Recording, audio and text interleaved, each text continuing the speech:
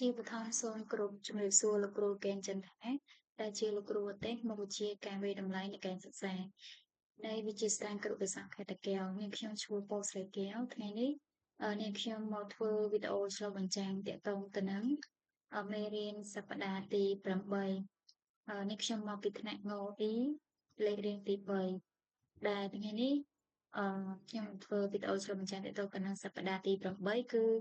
មេរៀនការវិតម្លៃការអនុវត្តការវិតម្លៃជាក់លាក់និងនីតិសម្បត្តិដែលជាភាសាអង់គ្លេសគឺ performance based assessment Oceanic assessment and rubric ចឹងនៅក្នុងមេរៀននេះដែរគឺមានវត្ថុបំណងចំនួន3ធំធំ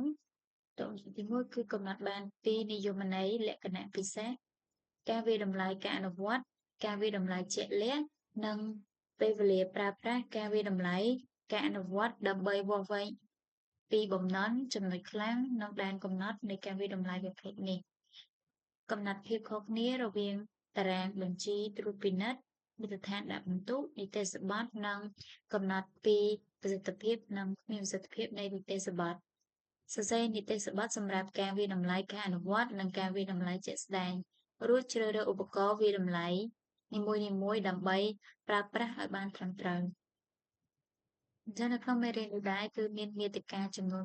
9ដែលទី1គឺការវិតម្លៃការអនុវត្តនិងការវិតម្លៃជាក់លាក់ទី2ចរិតលក្ខណៈនៃការវិតម្លៃការអនុវត្តទី3ចំណុចខ្លាំងចំណុចខ្សោយនិងដែនកំណត់នៃការវិតម្លៃការអនុវត្តទី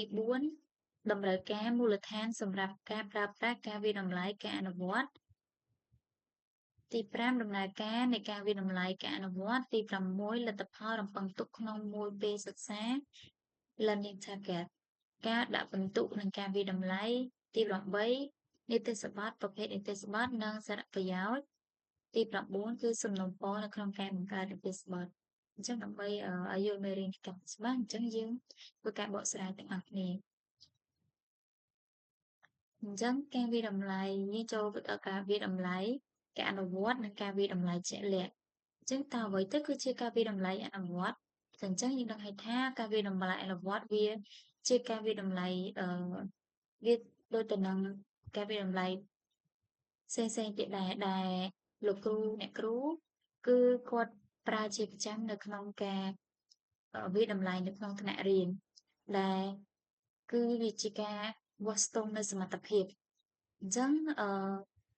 ការអនុវត្តគឺមានដូចជាចំណេះដឹងហើយនិងបំណិនដែលចំណេះដឹងហើយនិងបំណិនហ្នឹងគឺពេលដែលយើងចេះឲ្យសិស្សចេះគាត់អាចបង្កើតនៅអ្វីមួយបានអញ្ចឹងតែនេះហើយគឺជាការវិតម្លៃការអនុវត្ត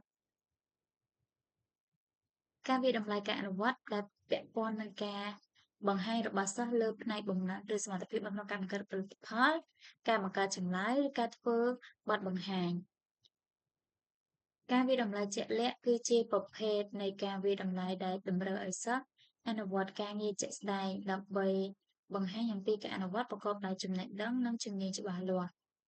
ការវិតម្លៃមានលក្ខណៈជាក់ស្ដែងនៅពេលដែលយើងកំណត់តេស្តជាប្រភេទកិច្ចការដែលសិស្សធ្វើសកម្មភាពអញ្ចឹងកិច្ចការអនុវត្តលក្ខណៈជាក់ស្ដែងនេះដែលជាភាសាអង់គ្លេសហៅថា authentic មានន័យថាវាជាលក្ខណៈជាក់ស្ដែងពិតប្រាកដហ្មងអញ្ចឹងទី1គឺវាមានលក្ខណៈពិតជាក់ស្ដែងចាទី2គឺមានលក្ខណៈវិនិច្ឆ័យនិងភាពច្នៃប្រឌិតទី3គឺតម្រូវឲ្យសិស្សធ្វើការងារទី5គឺវាតម្លៃសមត្ថភាពទី4ផ្សារភ្ជាប់ទៅនឹងបទពិសោធន៍របស់មនុស្សពេញវ័យនៅកន្លែងការងារទី6ផ្ដល់ឱកាសពិនិត្យឡើងវិញអនុវត្តពិចារណាធនធាននិងទទួលព័ត៌មានត្រឡប់ចា៎អញ្ចឹងនេះគឺជាកិច្ចការអនុវត្តដែលមានលក្ខណៈជាក់ស្ដែងគឺសូមបកស្រាយតรงទៅនឹងចំណុចទី1សម្រាប់ពិតជាក់ស្ដែងគឺ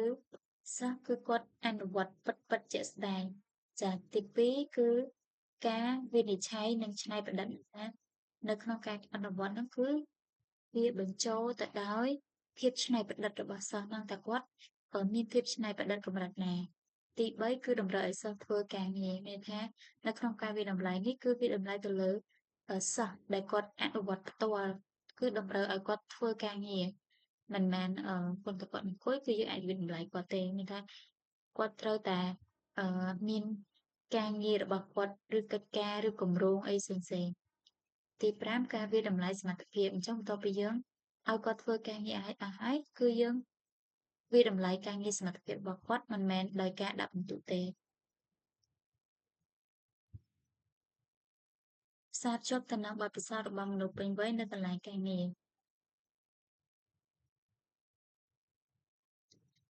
អញ្ចឹងយើងចូលចំណុចមួយទៀតចាអញ្ចឹងដែល alternative assessment ហើយនិង authentic assessment ហ្នឹងវាគឺលើកពីការប្រឡងដោយសារវាគឺជាការសង្កេតការតាំងពិព័រណ៍ការធ្វើបទបង្ហាញផ្ទាល់មាត់ការពិសោធន៍ផលបត្តិការសម្ភាសន៍និងគម្រោងមានន័យថាការវាតម្លៃអនុវត្តនេះវាមិនមែនជាការប្រឡងដោយការសរសេរទេមានថាគឺការសង្កេតឧទាហរណ៍ដែលយើងដាក់គម្រោងឲ្យកូនសិស្សនៅក្នុងការធ្វើអ្វីមួយដែលវាចេញជាលទ្ធផលចាការតាំងពិព័រណ៍គឺតាំងពិព័រណ៍អំពីស្នាដៃដែលកូនសិស្សហ្នឹងគាត់អឺយកស្នាដៃគាត់ដែលគាត់ផលិតបានអំពីអឺហេតុផលឬក៏អឺគ្រោះថ្នាក់នៃឧទាហរណ៍ថាមានបញ្ហាប្រឈមអីមួយនៅក្នុង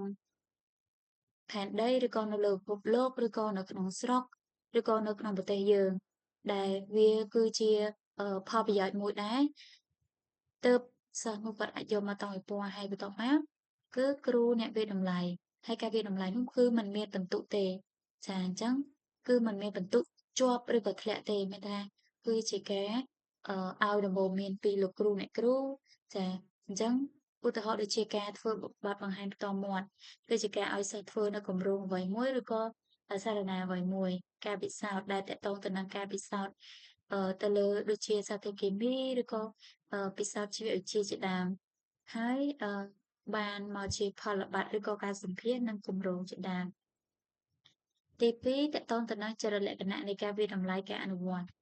អញ្ចឹងការវាយតម្លៃនៃការអនុវត្តនេះវាមានចរិតលក្ខណៈច្រើនដែលទី1ចាសិស្សពន្យល់ប្រាប់ហេតុផលនិងការពារន័យថាសិស្សគាត់មានហេតុផលរបស់គាត់នៅក្នុងគាត់ចង់បានធ្វើពីប្រធានបទអ្វីមួយឬគម្រោងអ្វីមួយដែលវាមានហេតុផលដោយសារស្រុកយើងបញ្ហាប្រឈមបែបនេះឬក៏នៅក្នុងប្រទេសឬក៏សម័យណាមួយដែលមានបញ្ហាប្រឈមតកតងទៅនឹងបញ្ហាអ្វីមួយអញ្ចឹងគាត់សិស្សហ្នឹងគាត់អាចពន្យល់ហេតុផលបានមួយទៀតសិស្សសម្ដែងបង្កើតកសាងផលិតផលនិងធ្វើអ្វីមួយន័យថាគាត់អាចបង្កើតឬក៏គាត់អាចផលិតជាអ្វីមួយចេញបានសម្រេចបានហើយសិស្សប្រើប្រាស់បំណិនហេតុផលប្រើប្រាស់គំនិតសំខាន់និងចាំបាច់តែពាក់ព័ន្ធជាទូទៅចម្លើយមានលើកទី1តម្រូវឲ្យមាននីតិស្បត់និងលក្ខណៈវិនិច្ឆ័យច្បាស់លាស់សម្រាប់ការដាក់ពិន្ទុការងារប្រកបដោយនិរន្តរភាពចាអញ្ចឹងទាំងអស់ហ្នឹងវាគឺជាលក្ខណៈនៃការវាយតម្លៃការអនុវត្តទី3យើងនឹងនិយាយតកតងទៅនឹងចំណុចខ្លាំងនិងចំណុចខ្សោយនិងដែនកំណត់នៃការវាយតម្លៃការអនុវត្តដំបូងគឺយើងនិយាយតកតងទៅនឹងចំណុចខ្លាំងសិនអញ្ចឹងចំណុចខ្លាំងនៃដែនកំណត់សំទោសចំណុចខ្លាំងនៃការវាយតម្លៃការអនុវត្តគឺវាអាចវាស់វែងពីដំណឹងនៅក្នុងការបង្ហាញហេតុផលបានអញ្ចឹងអឺនៅក្នុងការវាយតម្លៃនេះគឺគ្រូអាចវាស់វែងពីកំណត់នៅក្នុងការបង្ហាញហេតុផលមានន័យថាចង់បង្ហាញឲ្យសិស្សបង្ហាញពីអឺស្នាដៃដែលគាត់បានធ្វើចាគាត់មានហេតុផលច្បាស់លាស់នៅក្នុងការគាត់ធ្វើអ្វីមួយទៀតគ្រូប្រើលក្ខណៈវិនិច្ឆ័យជាក់លាក់សម្រាប់ការវាយតម្លៃអញ្ចឹងគ្រូមិនអាចចេះតែផ្ដល់ការវិនិច្ឆ័យបានទេអញ្ចឹងគាត់អាចផ្ដល់ការវាយតម្លៃជាក់លាក់ណាមួយចាអញ្ចឹងបន្ទុកជាក់លាក់ណាមួយមានការចូលរួមយ៉ាងសកម្មរបស់សិស្សលើកទឹកចិត្តសិស្សឲ្យមានការវាយតម្លៃខ្លួនឯងការសិក្សាកាត់ឡើងកំឡុងពេលវាយតម្លៃសង្កត់ធ្ងន់ទៅលើការអនុវត្តចំពោះចំណេះដឹងផ្សារភ្ជាប់ទៅនឹងជីវិតពិត អញ្ចឹងក្រោយពីសិស្សគាត់បានអនុវត្តគាត់បានបង្កើតជាផលិតផលណាមួយអញ្ចឹងគឺតាក់ទងទៅនឹងជីវភាពប្រចាំថ្ងៃរបស់គាត់ដែលគម្រោងនោះគឺកូនសិស្សគាត់អាចបង្កើតហើយអញ្ចឹងផលិតផលនោះគឺអាចផ្គត់ផ្គង់ទៅនឹងជីវភាពប្រចាំថ្ងៃរបស់ប្រជាជនและរបស់ប្រជារាស្ត្របានមួយទៀតគឺចំណុចខ្សោយនៃការវិតម្លៃការអនុវត្តទីមួយគឺពិបាកបង្កើតភាពជឿជាក់ឬភាពជាក់លាក់ចាអញ្ចឹងនៅក្នុងការវិតម្លៃនេះគឺវានៅក្នុងការវិតម្លៃនេះវាពិបាកបង្កើតភាពជាក់លាក់ឬក៏ភាពជាក់លាក់មួយទៀតគឺមានភាពលំអៀងនៅក្នុងការវាស់វែងដោយសារតែធម្មជាតិនៃការផ្ដល់បន្ទុករបស់គ្រូអញ្ចឹងនៅក្នុងការផ្ដល់បន្ទុករបស់គ្រូគឺមានភាពលំអៀងតិចតួចដោយសារអឺគម្រោងវាអាចផ្ដល់មកដល់គ្រូមានយូរមានឆាប់តាមដែលសិស្សគាត់ធ្វើការសម្ដែងរបស់សិស្សប្រែប្រួលទៅតាមពេលវេលាដែលជាលទ្ធផលនៅក្នុងការសន្និដ្ឋានមិនត្រឹមត្រូវទាមទារឲ្យគ្រូពិចារណាលើពេលវេលានៅក្នុងការរៀបចំនិងបំពេញ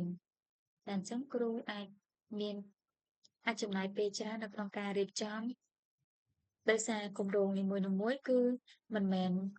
មួយថ្ងៃឬក៏ពីរថ្ងៃទេអាចជាមួយសប្តាហ៍ឬក៏មួយខែឬក៏3ខែអញ្ចឹងទៅពិបាកនៅក្នុងការរៀបចំផែនការសម្រាប់ពេលវេលាដែលកំណត់អញ្ចឹងការវាយតម្លៃនេះវាតម្លៃទៅលើគម្រោងអញ្ចឹងវារឿងពិបាកកំណត់ពេលវេលា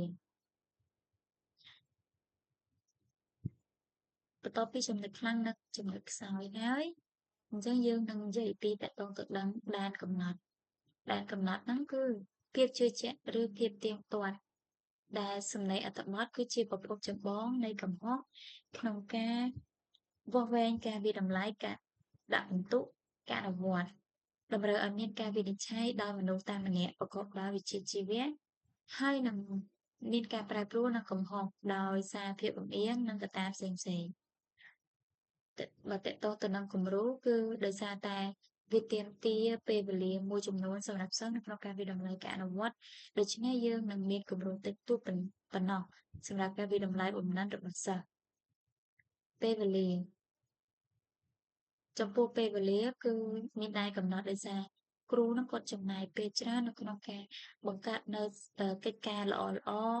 អភិវឌ្ឍនីតិសម្បត្តិនិងលក្ខណៈវិនិច្ឆ័យក្នុងការដាក់ពិន្ទុគ្រប់គ្រងកិច្ចការសង្កេតសិស្សសន្ទុះសង្កេតសិស្សបន្ទាប់មកអនុវត្តនីតិសម្បត្តិនៅក្នុងការដាក់ពិន្ទុការអនុវត្តផលិតផល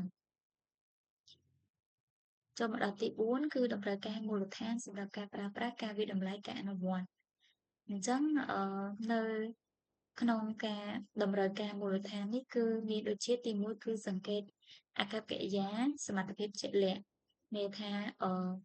អាចសង្កេតទៅលើអាកប្បកិរិយារបស់សិស្សដែលធ្វើមិនឲ្យមានភាពជាក់លាក់ទី2សកម្មភាពស្មុគស្មាញឬជំនាញមិនអាចបកបែកបានដោយសរសេរទេអញ្ចឹងកន្លែងនេះគឺសំខាន់ចាអញ្ចឹងយើងជាគ្រូយើងអត់អាចទៅវាស់វែងសមត្ថភាពរបស់គាត់ដោយការប្រឡងសរសេរនៅកណ្ដាស់ទេសិស្សខ្លះគាត់អាចពេលសរសេរគឺគាត់អត់សូវប្រកែទេអញ្ចឹង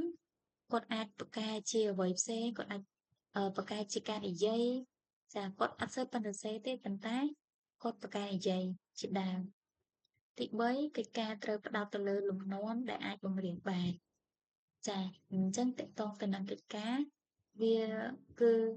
អាចបង្រៀនបានទី4កិច្ចការអនុវត្តត្រូវធ្វើងាយស្រួលដើម្បីវិនិច្ឆ័យភាពសមរម្យនៃអាកប្បកិរិយារបស់សិស្សឬកម្រិតនៃការយល់ដឹងឬជំនាញដែលផ្ដល់ព័ត៌មានអំពីចំណុចខ្លាំងនិងចំណុចខ្សោយទី5តម្រូវឲ្យមានផលិតផលឬអាកប្បកិរិយាដែលមានតម្លៃក្នុងសិទ្ធិរបស់ពួកគេទី6កិច្ចការអនុវត្តគួរតែជំរុញស្វ័យតម្លៃរបស់សិស្សចឹងយើងចូលចំណុចមួយទៀតគឺទី5គឺដំណើរការនៃការវិតម្លៃផ្អែកទៅលើការអនុវត្តអញ្ចឹងជំហានទី1គឺការកំណត់គោលដៅជំហានទី2បង្កើតសកម្មភាពការអនុវត្តអញ្ចឹងជំហានទី3បង្កើតលក្ខណៈវិនិច្ឆ័យចាអញ្ចឹង នៅក្នុងនេះគឺមាន3ជំហានធំៗដែលជំហានទី1គឺកំណត់គោលដៅចឹងដំបូងយើងកំណត់ថាតើអ្នកនឹងវាយតម្លៃពីអ្វីចឹងគ្រូអាចកំណត់ទៅកាន់សិស្សថាគ្រូនឹងគាត់ចង់វាយតម្លៃអំពីអ្វីគាត់អាចចង់ឲ្យសិស្សបង្កើតជាគម្រោងអ្វីមួយហើយអាចសម្រេចបានដោយការពិនិត្យមើលស្តង់ដារនិងគោលបំណងជំហានទី2គឺបង្កើតសកម្មភាពអនុវត្តបន្ទាប់ពីយើងកំណត់គោលដៅហើយគឺយើងចាប់ផ្ដើមបង្កើតសកម្មភាពអនុវត្តដែលរៀបចំគម្រោងឬកិច្ចការដែលអាចឲ្យសិស្សបង្ហាញចំណេះដឹងហេតុផលជំនាញនិងកិរិយារបស់ពួកគេហើយកិច្ចការទាំងហ្នឹងគួរតែមានលក្ខណៈពិតប្រាកដជាមួយនឹងពិភពពិតដែលអាចធ្វើទៅបាននិងមានភាពយុត្តិធម៌ចាអញ្ចឹងកិច្ចការដែលគួរធ្វើហ្នឹងគឺមានលក្ខណៈជាពិតចាពិភពពិតដែលអាចធ្វើទៅបាននិងមានភាពយុត្តិធម៌មួយទៀតគឺបត់បែននិងអាចសង្កេតបានចាអញ្ចឹងកិច្ចការដែលគ្រូដាក់ឲ្យនេះគឺអាចបត់បែនឬក៏អាចសង្កេតបានជំហានទី3គឺបង្កើតលក្ខណៈវិនិច្ឆ័យបន្ទាប់ពីយើងកំណត់គោលដៅនិងបង្កើតសកម្មភាពអនុវត្តហើយទី3គឺយើងបង្កើតលក្ខណៈវិនិច្ឆ័យអញ្ចឹងបន្ទាប់ពីកិច្ចការឬគម្រោងត្រូវបានកំណត់លក្ខខណ្ឌចាំបាច់ត្រូវតែមានការបង្កើតដើម្បីវាយតម្លៃភាពជោគជ័យរបស់សិស្សឬគុណភាពរបស់ផលិតផលគឺបង្កើតលក្ខណៈវិនិច្ឆ័យចាអញ្ចឹងទី6តកតងទៅនឹងលទ្ធផលសិក្សារំពឹងទុកក្នុងមួយពេលសិក្សាដែលសិក្សាលទ្ធផលរំពឹងទុកក្នុងមួយពេលសិក្សានេះគឺសម្រាប់ការវិតម្លៃការអនុវត្តដែលទី1គឺការយល់ដឹងស៊ីជម្រៅការបង្ហាញហេតុផលបំណិននិងផលិតផលចឹងតកតងទៅនឹងមេរៀននេះនាងខ្ញុំឆ្លុះបញ្ចាំងបានតែប៉ុណ្នេះសូមអរគុណលោកគ្រូ